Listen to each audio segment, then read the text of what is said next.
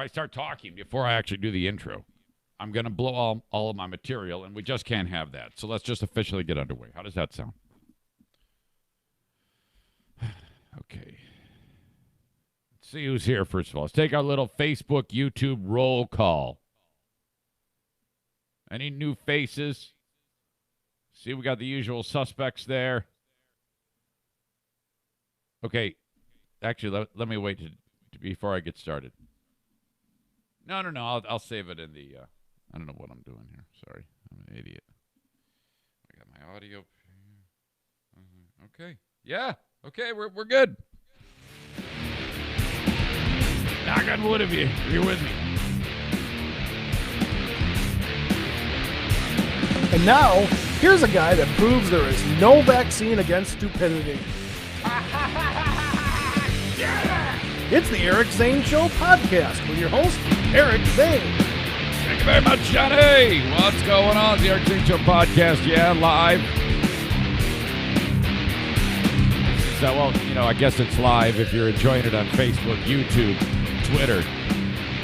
Many, many ways you can get it. You can get it live like you would your favorite TV show or your morning radio show, whatever that may be, on those sources. And then if you're into the on-demand audio where you download it, let's say you're a driver cruising around, that's what you do. You go to Eric Zane Show Podcast, EricZaneShow.com and hit free podcast and then hit subscribe. That's how you do it. What is happening? It is good to have you here. I promise not to cry today. Yesterday, I did come unglued. It was,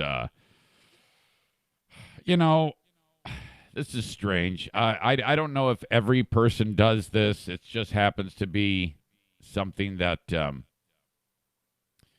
over the years I've learned that the audience likes to have that type of shared experience with the person that they're listening to.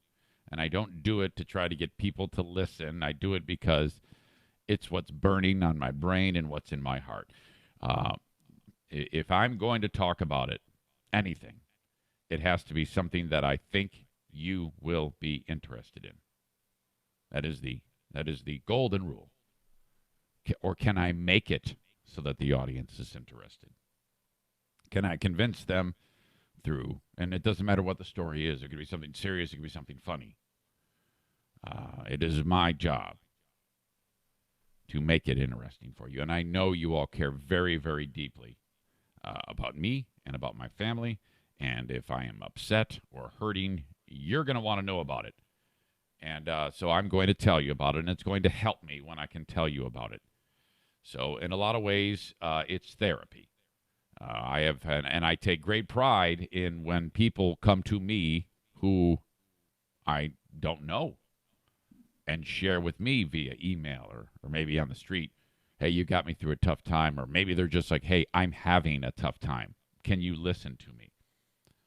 That tells me that when I share those things with you, that you're feeling comfortable enough to share that stuff with me. So that's what it's all about. At the end of the day, we're all in this together. I told you I'm not going to cry, and I'm not. I knew I was going to cry yesterday. That was a foregone conclusion. I am still massively shocked about the loss of our dear, dear friend Brian Belgraf. Tributes have been just pouring in, and I just saw this on Facebook. I'm going to try to pull it up right now. Like I said, Brian was just a giant in the community. Boy, how do you do this? I don't even know how you do this on Facebook. Well, I'm not going to root around for it and waste your time. But the funeral home posted the obituary for Brian. And if you do not know, just happen to be stumbling upon this, I'll just quickly get you up to speed. A friend that our families have been very close, the Belgrafs and the Zaitunians, for years and years and years. Jim and Logan grew up together playing hockey. And so we did a lot of traveling together with the Belgrafs. This is inner circle stuff. Inner circle stuff. This is like there's only a handful of inner circles, and this is one of them. Go on trips to Disney for the AT. for the AT events. I didn't mention this yesterday, but Logan is the one. If you remember back in the old school Free Beer and Hot Wing show days, I would oftentimes race this kid named Logan. That's the guy. He's like I said, he's probably about 23 years old right now. I think Logan's age, and he is a linesman in the East Coast Hockey League. He's becoming he's working his way up at those ranks. I by the way, I really look forward to the day when I can be at Van Andel Arena and Logan is reffing or a linesman in that, and then working his way up to the NHL. Wouldn't that be spectacular?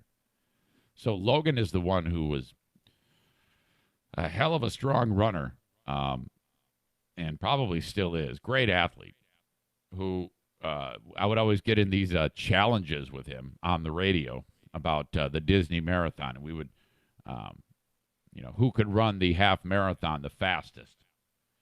And I think there was just one time that I beat him. Now, I had no business challenging Logan.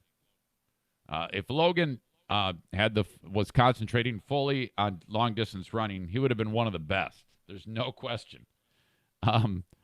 But he had to worry about hockey and stuff like that. And, God, I was talking with Logan. He used to, the shit that he had to do, he'd get up at like 5 in the morning to go for hockey practice.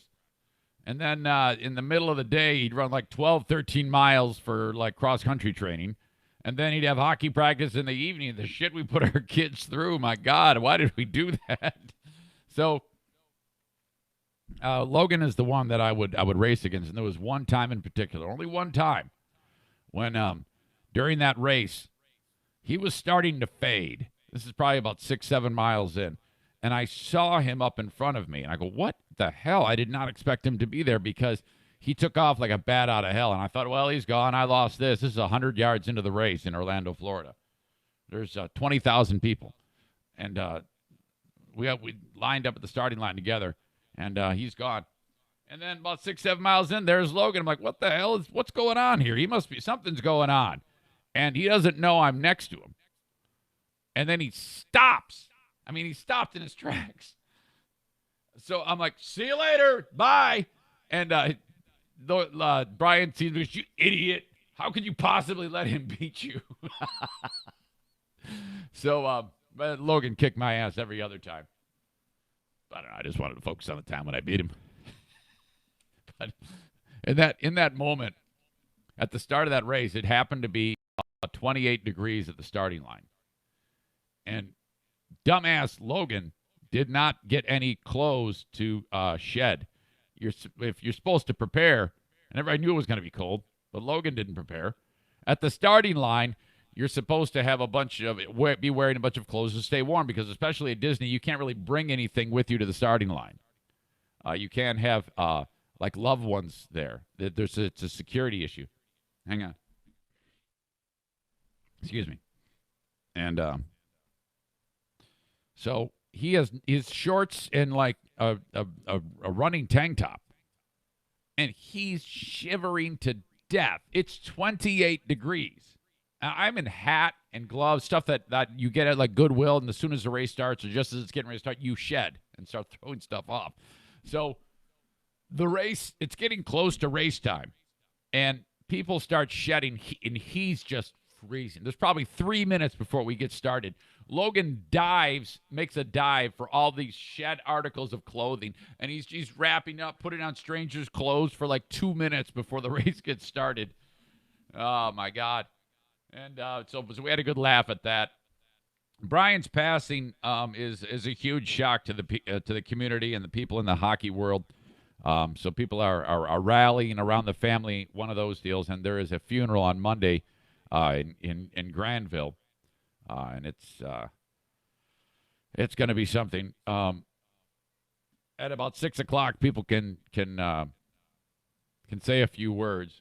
So you better believe I'll be one of the first in line, just to share some stories, and that's one of the things at funerals that it's. To me, it's about looking back, similar to what I did, but more about him, of great moments. So I would be honored to do that. So I'm actually looking forward to that, of sharing great experiences with the departed Brian Belgrave, and I still cannot believe that happened. I don't. This is the first time really in my life that I've had a very close person with sudden loss. And what just happened? Again, this is what kind of like what I talked a little bit with Jay Allen. That my God, you can never ever prepare yourself for that. And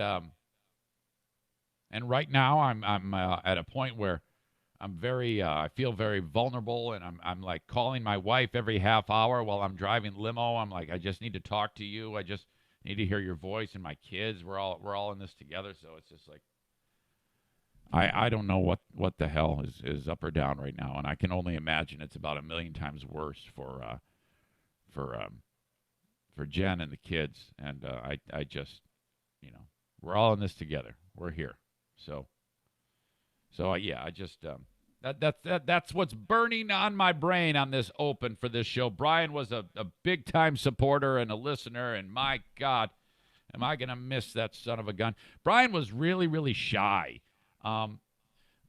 If you're close to him, he's not shy. Obviously, he's gonna talk to you. But when we went to the Griffins celebration after they won the Cup in 2017, I had mentioned he was my +1 for that big party, and all the team is there, and the Van Andels and the DeVosses and the Red Wing staff are there, and it was Yuri Fisher and Chris Draper and Joe Hicketts, and there was Joey was a rookie, and there was a conversation that was, and I walked up and I wanted to introduce, and Brian was like, I don't want to do that. I don't want to, and I go, come on, man. These are Red Wing legends. My God, are you kidding me? You got an opportunity to be one-on-one with Drapes and Yuri Fisher.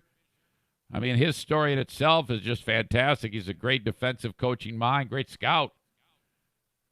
Brian's like, I don't know, man.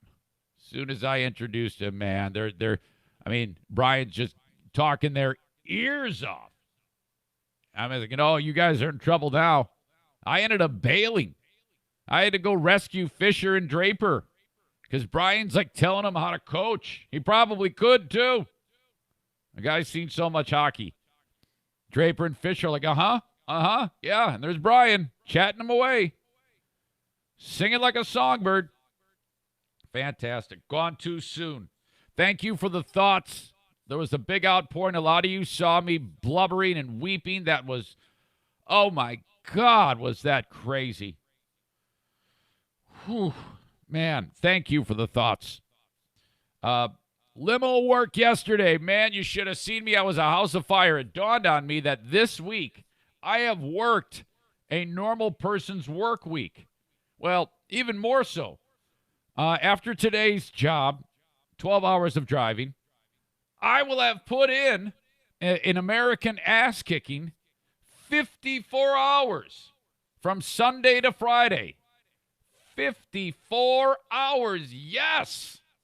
I'm really stoked about that. I'm very proud of that.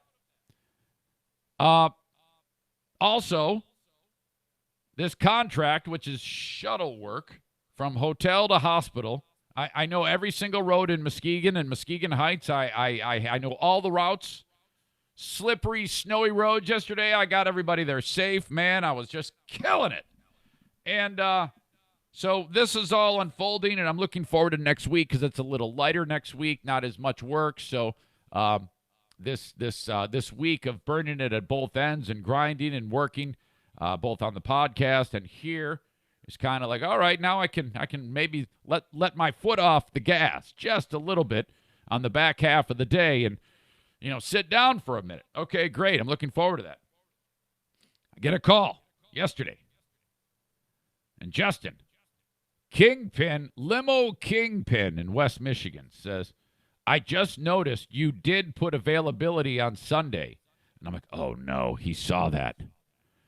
The availability I put Sunday was all day. Can you cover the Sunday 5 a.m. to 12:30 p.m. shuttle service from Spring Lake to Muskegon. Excuse me. I think I'm getting a little stuffed up here. I'm sorry. And then I think about it. I'm like, it's so easy to say no. But those alarms in my brain are clanging. I just can't do it. I gotta say yes.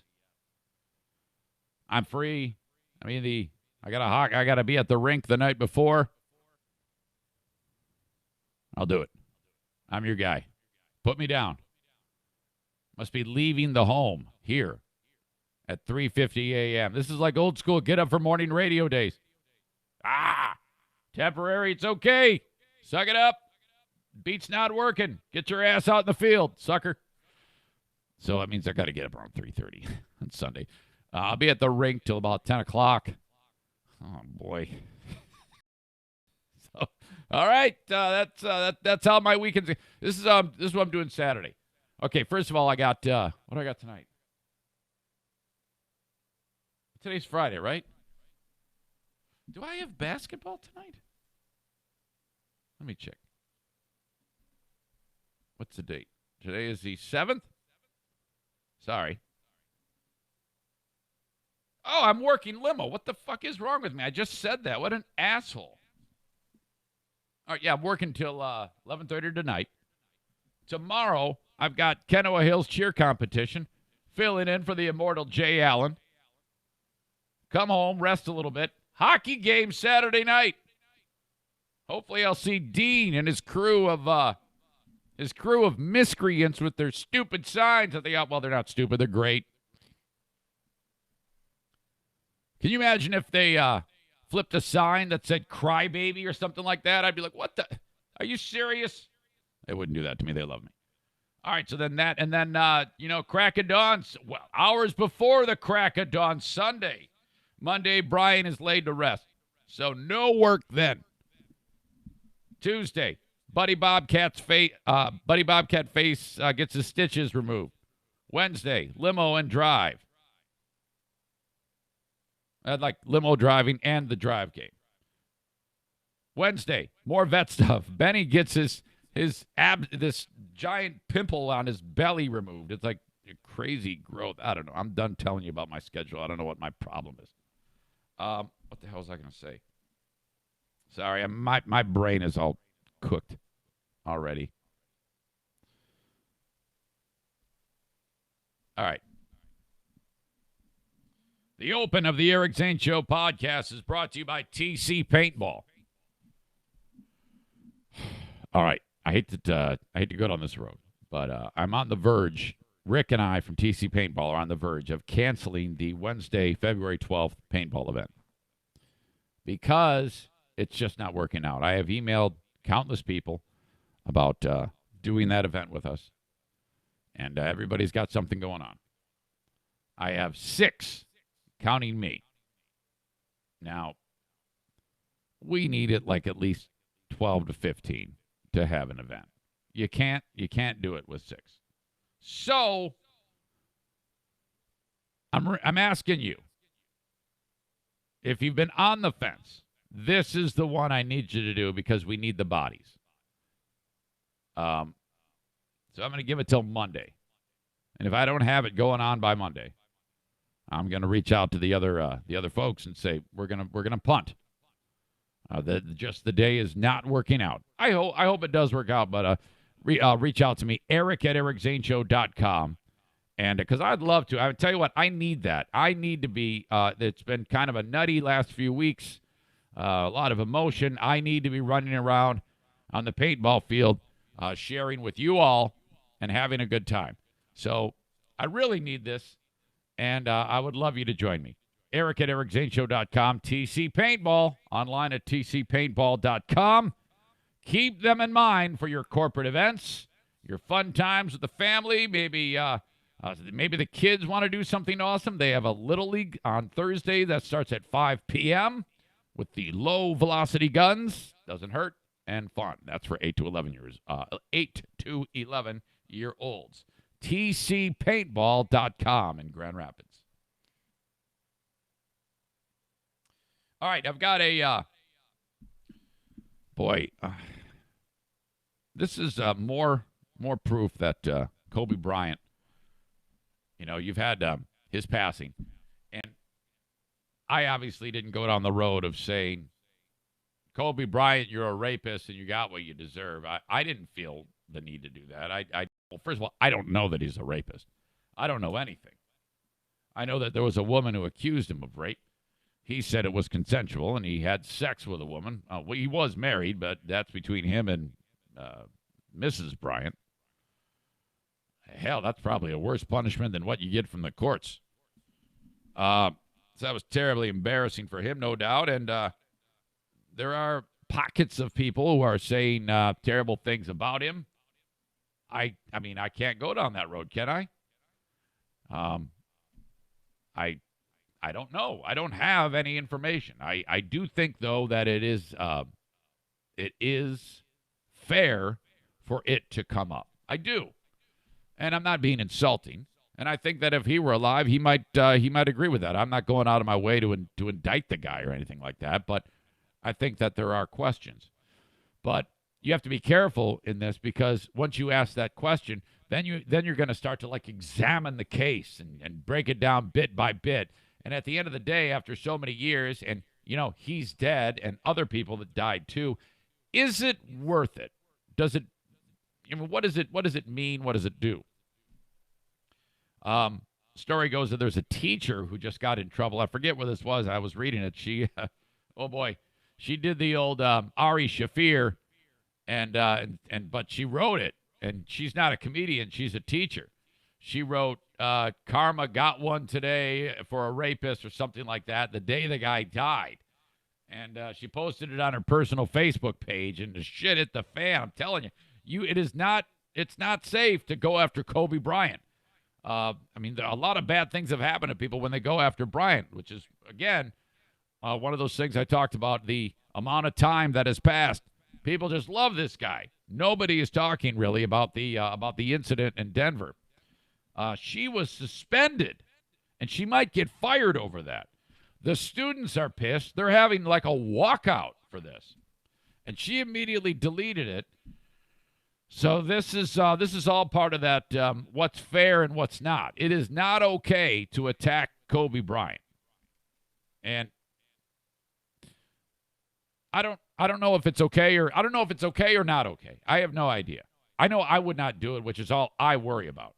But Gayle King on CBS is notorious for asking tough questions. I love Gayle King. She's very to the point. She's focused, and her questions are always right there. And she doesn't make her point or ask her question. She doesn't do it in a bunch of words. She just says, "Do you think that?" And then five words later, you've got "Oh boy, that's a tough question. Oh my God." She did that to R. Kelly. Remember, he came unglued, and she's just sitting there patiently waiting for him to finish his stupid temper tantrum when he was crying like a bitch. Gayle King is a badass. Gayle King gets in front of ladies basketball legend Lisa Leslie, who loved Kobe, closest friends in the world. King goes there with Lisa Leslie, and I'm going to play it for you. And what do you call it? Gayle King is getting hammered over even bringing it up. Now, you tell me, do you think this is fair? Because of sexual assault charge, which was dismissed in 2003, 2004. Oops. Because of sexual assault charge. It's been said that his legacy is complicated because of sexual assault charge, which was dismissed in 2003, 2004. Is it complicated for you as a woman, as a WNBA player? It's not complicated for me at all. Even if there's a few times that we've been at a club at the same time. Kobe's not the kind of guy, never been Lisa, go get that girl, or tell her, or send her this. I have other NBA friends that are like that. Kobe's, he was never like that. Those NBA friends that are like that are probably like, "Don't say my name, please. Don't say my name. No." Have ever seen him being the kind of person that would do something to violate a woman or be aggressive in that way. That's just not the person that I know. But Lisa, you wouldn't see it though. as his friend, you wouldn't see it. And that's possible. I just don't believe that. And I'm not saying things didn't happen. I just don't believe that things didn't happen with force. Is it even a fair question to talk about it, considering Pagel says, I basically she's saying, yeah, Kobe had sex with her, but it wasn't by force.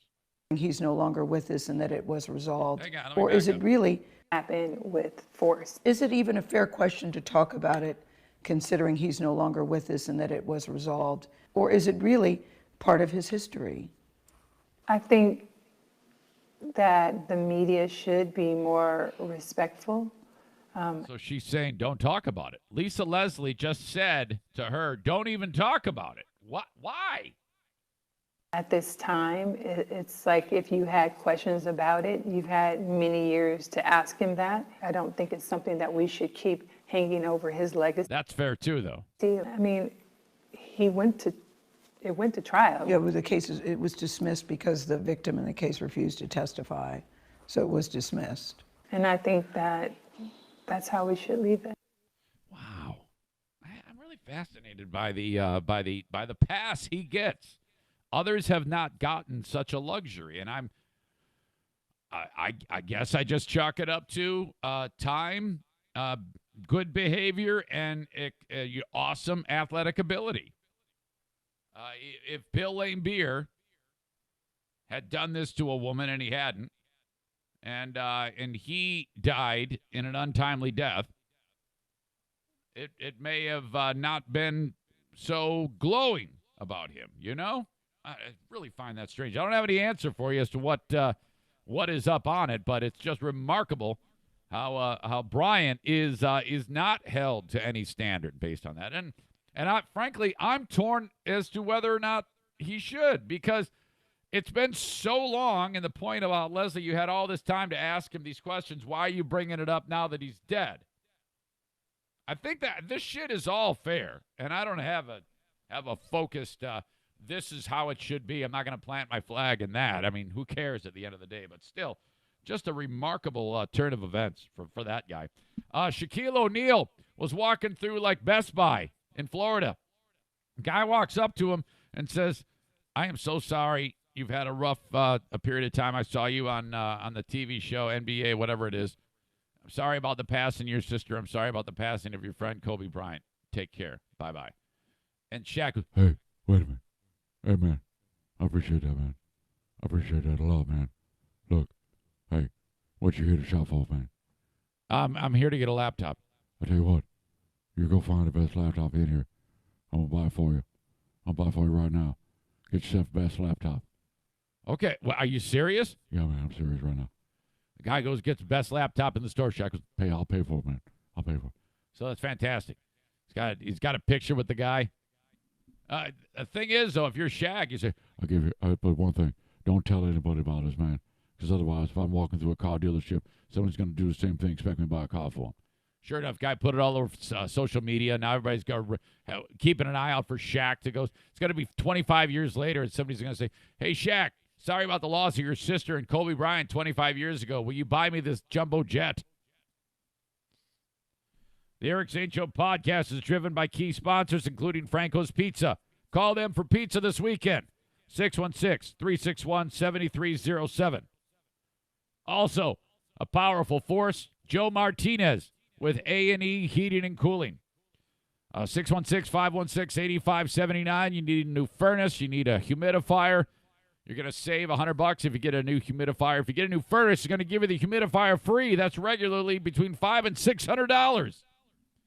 616-516-8579. It's a one-man show, two-man show. Man, Joe's a lot like this show. You know, it's just out there busting it, grinding every single day. He's made a lot of people happy. I've gotten so much feedback about all of my sponsors, Joe especially. AEHeatingCooling.net. Also, 15% off for active and retired military families and senior citizens. Irvine's Auto Repair, Grand Rapids Hybrid, 25 years in business. Congratulations, this is the year. They want to see you there. Just walk in, say congrats on 25 years. They're going to give you something free. That's what I was told. Something free. And I don't know if that means T-shirt, koozie, or Bruce is going to give you a Dutch rudder. I have no idea. Cup of coffee for sure. Cup of coffee and a Dutch rudder from Bruce. Irvine's Auto Repair Grand Rapids Hybrid. Serving all of West Michigan and working on domestic Asian BMWs and Minis. Just off 44th Street, east of 131 on Stafford. About a year and a half after I moved to West Michigan, there was a horrible story about a lady, a mother of 3 beautiful kids, found dead in her home of Rockford, Michigan. Now, right away, everybody thought scumbag husband. They were going through divorce. It was this asshole. He killed her. Everybody knows it. Well, the son of a bitch got away with it. Until yesterday. My God, 12, 13 years later. This case went completely cold. They could not pin it on this asshole husband who everyone hates. Okay, this dick. And everybody knew it was coming.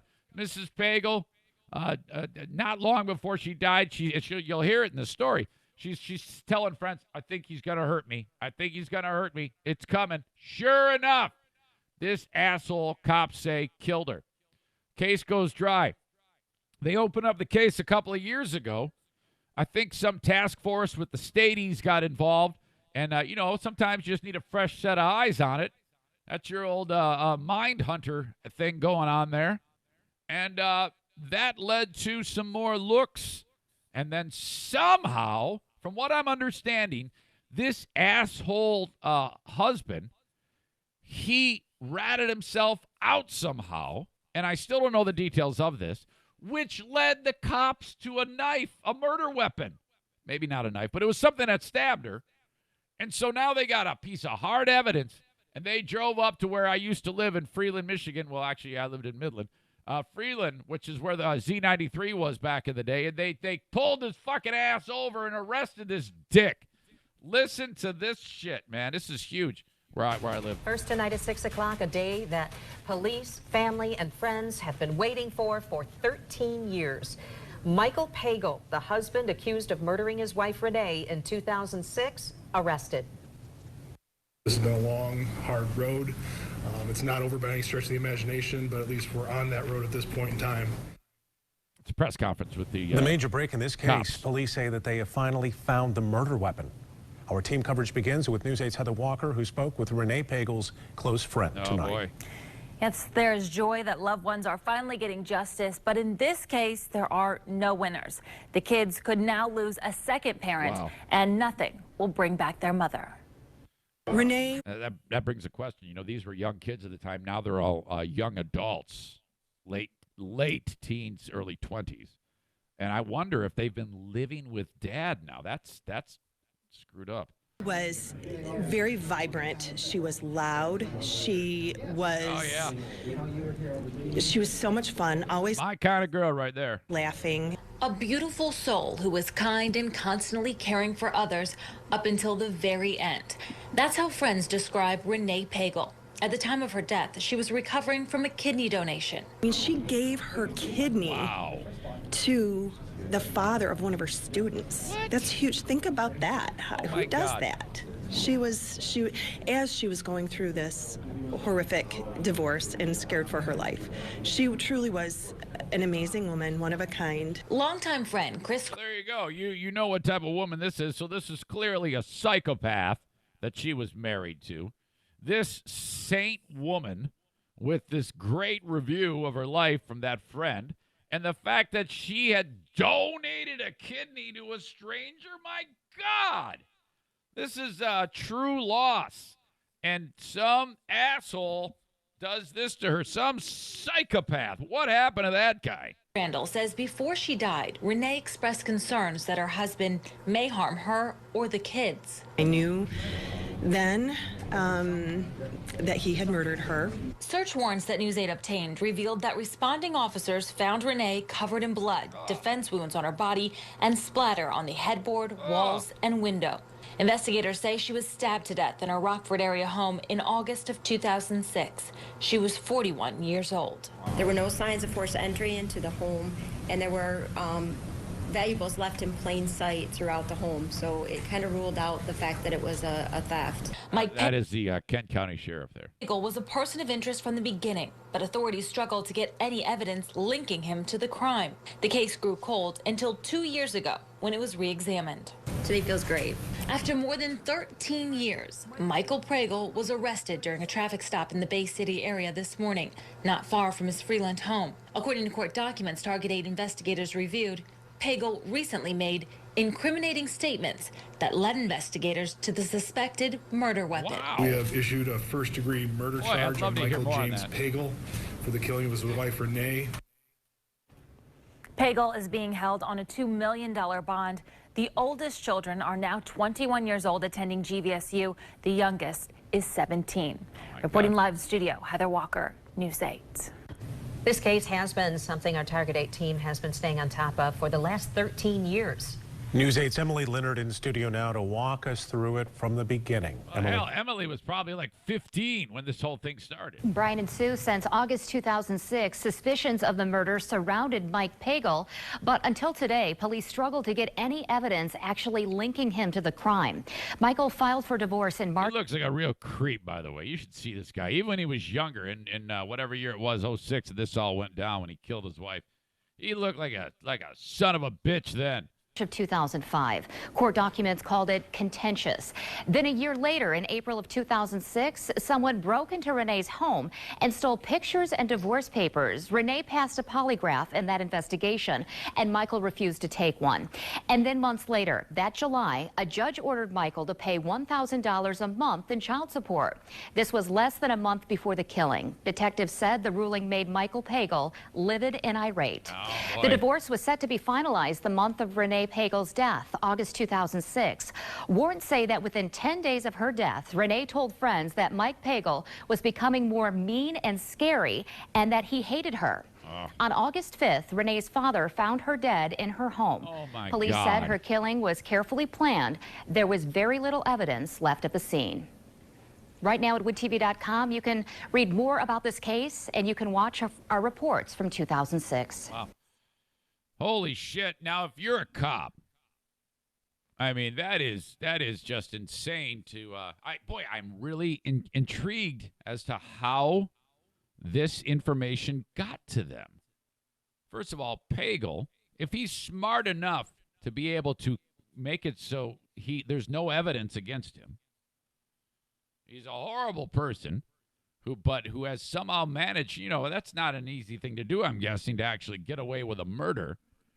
So the cops know it's him, but he has made it so that there's no evidence against him. How the hell did he pull that off? How is it then that he then says something that leads them to the murder weapon? I need to know how this happened. But if you're the cops, how rewarding is that with a cold case that somehow you've managed to use your powers of reasoning to figure out what is what and actually make that arrest? That is exciting, man. Jeez, that is great police work, no doubt, but I need to know more. How the hell did this all happen? I got great news yesterday. I got a message from Mario Flores on the Lakeshore in Muskegon. Of course, the Mario Flores Lakeshore team of Van Dyke Mortgage. They've been on with me. This is week 3. And he sent me a text when I was finishing my limo work, which I was still up to receive. And he started it off with, I know it's late, but I'm fucking pumped. Today I have my first customer that came to me from your show. This is great. I didn't expect this to happen this quickly. And so I wanted to say, Eric, thanks to the audience member who did that. I don't know who you are. I really appreciate that. And when I get news like that, even just one at a time, even if it's just one person, it's really a spectacular thing, and that's great. So what this person is doing now, this person's getting the red carpet treatment from Mario Flores and his Lakeshore team of Van Dyke Mortgage. They can get you in your mortgage before, of course, that's a recommended thing to do. Get your mortgage before you go shopping for your house. He's going to make sure you get into the right loan, okay? Some of you can only get a certain type of loan. Mario's the guy to do that, and not everybody likes to do that. A lot of people in the mortgage industry, they're looking for the person who wants to buy $1 million home. Let's face it, the bigger the number, the more money they're going to get. Mario's the guy who's catering to people that were in his boat for a period of time when the credit was in the dumper. And that's not all the people he caters to. He writes mortgages up for people that are extremely wealthy all the damn time. But he has a large enough staff that he can dedicate time and energy to everybody. And that's awesome because not everybody has impeccable credit, as you know, and that's not anything that anybody should be judged about. Just sometimes it's in the dumper. Could be a bankruptcy, could be bad decisions, could be a bunch of shit that you had in the past, divorce, and now you're cleaning it up. Mario's going to help you do that because he's lived it. Call his desk number, 213-332-6505. He's over my shoulder. He's a key sponsor of this show. He's really behind our show, my show, 213-332-6505. Thank you, Mario. Thank you to everybody over there. You do a wonderful job for people. Wash, rinse, repeat. That's how it is for Blue Frost IT as well. The managed IT service provider for this show in all of West Michigan. The managed IT service provider. In fact, Mario Flores, I need to bang on your door about Blue Frost IT being the ones to be watching over your network. I need to do a little email introduction between you two. Because if things go in the shitter, you're not helping anybody get any mortgages at Van Dyke Mortgage on the Lakeshore. So Blue Frost IT, that's who you need. Their number is 616-200-8550. Don't let your small or medium-sized business go in the dumper because your tech craps out on you. You can't be, it'll take 3 days to get this shit fixed. Now forget that. You're losing money. 616-200-8550. For Blue Frost IT, online at bluefrostit.com. Okay.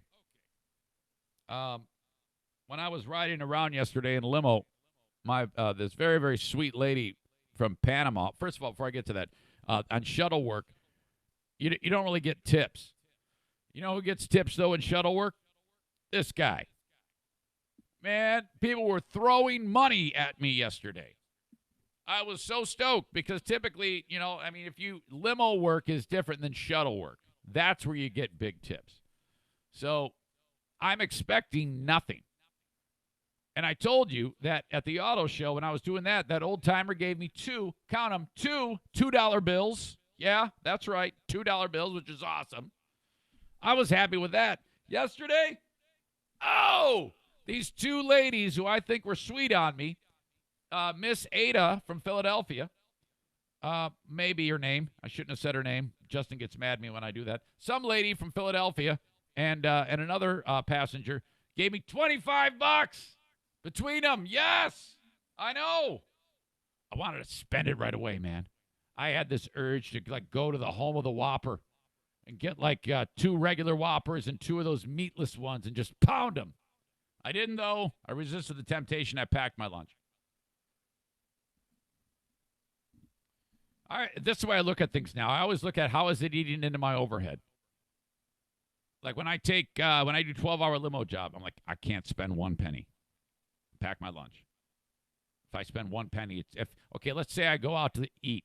I stop and get $12, $14 worth of food. That's a lot of food. That's an hour's pay. Wipe it all out. The one lady who I told you about loves Trump. She's from Panama. Now, I'm not a rah-rah Trump guy. I refuse to do that. I don't do that for anything. The only thing I go rah-rah for is me. Okay? I don't even go rah-rah for my kids. I'm rah-rah Eric. Team Eric all the way. Number one with a bullet. This lady found out. Remember, she brought up the conversation boldly about, she goes, out of the blue, she goes, and she's from Panama. I just love my president. And I was like, what? Jesus, I didn't expect that. I mean, this whole build the wall thing, I would expect people south of the border. I don't know. It just caught me off guard. She goes, I love him. I go, why do you love him? He built the wall. What? That's why you love him? Yes, I love him because I work hard to come to U.S. They should not come in here and get everything for free. I work hard, Mr. Eric. Yep. Okay. Good enough for me. She's waiting to hear me dive in with her. I'm like, no, I'm not going to kiss. I don't worship anybody. Baby Jesus and me. Yesterday. This is post State of the Union.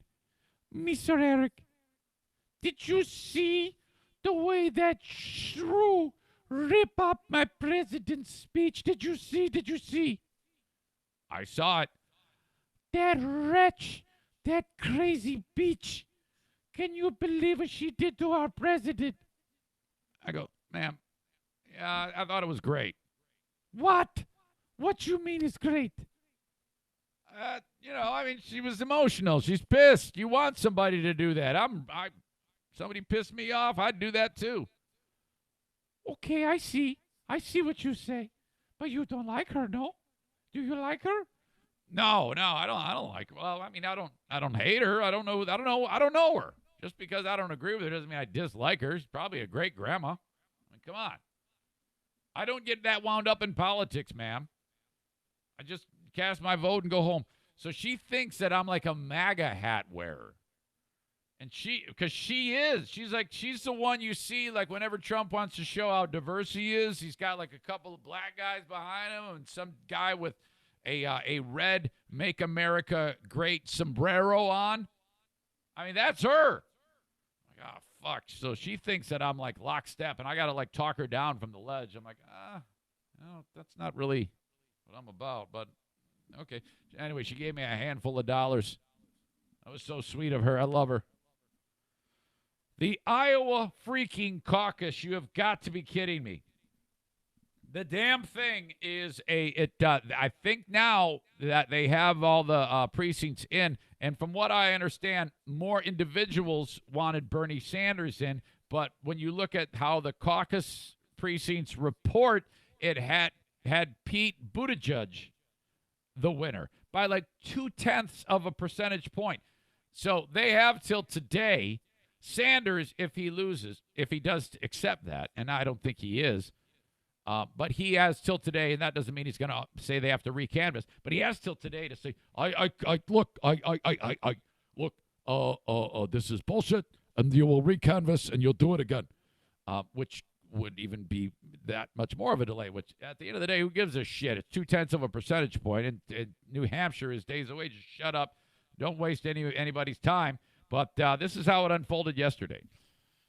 Yeah. With Iowa Democrats under pressure to count the votes again, Senator Bernie Sanders called the delay unfair and an outrage before claiming victory in the caucus. It's an outrage. We are now ahead by over 2,500 votes. That's in the popular vote.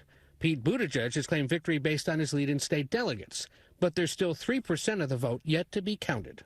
Why not let Iowa finish counting first before declaring victory? Given the fact that we have waited 3 days, and now there is the talk of another recount, maybe we might want the decisions of the Iowa caucus before the November election. Oh, that's some Sanders snark right there. For a recanvass, the chairman of the Democratic National Committee tweeted, "Enough is enough," and said it was necessary to assure public confidence in the results. The Iowa Democratic Party says it's ready to move forward if it gets a request from a presidential campaign. Meanwhile, Sanders announced he raised $25 million in January, more than any of the Democratic candidates raised in the entire fourth quarter. $25 million. And a new poll finds Sanders ahead in New Hampshire, with Buttigieg in second. New Hampshire is New Hampshire. And New Hampshire is not the kind of place to let Iowa or anybody else tell you what to do. And they love the gays, so I'm going to kick ass. A recanvass of the Iowa results is unlikely because no campaign has requested one. Meanwhile, here in New Hampshire today, state officials went to great lengths to assure residents nothing like what happened in Iowa will happen here next Tuesday on primary day. Nora? All right. Whose name is not mentioned right now is Joe Biden. This guy has to be so red-assed right now. A lot of people thought, you're the guy, you're the guy, you're the guy. Well, not so. Holy shit. So if you're the Democrats, now look, I think all these people deserve a fair shake. I think Senator Warren get a fair shake. I think Bernie Sanders gets a fair shake. I think Pete Buttigieg gets a fair shake. And I think any of these people deserves a fair shake. But you know who doesn't always feel that way based on preferences and things like that and viewpoints is, you know, the rest of the world. We had a clip on the Patreon of some lady in Iowa who said she was an old hag with Pete Buttigieg stickers all over her. She said, well, I didn't know he was gay.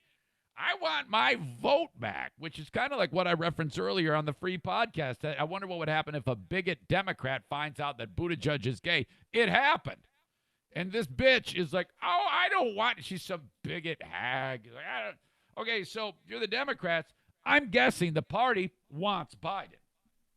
Okay? But he sucks shit right now. So you have a lady, which I don't know if a lady is electable in this country, not by my view, but by the rest of the narrow-minded assholes in the world. I don't know if a lady is electable. I don't know if a gay guy is electable. And I don't know if a socialist is electable.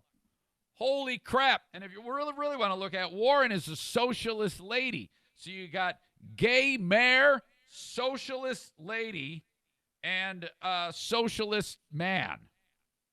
The Democrats want Biden.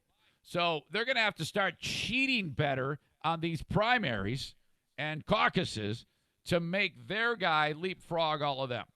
Whether it happens or not, I don't know. But I freaking love this stuff. I'm telling you, this is better than any freaking reality show. All right? And if your morning show or your radio show doesn't have the ability to make this interesting or fun, you need a new fucking thing to listen to. This is all people are going to be talking about. And you know, there's only one guy qualified to do it. Me.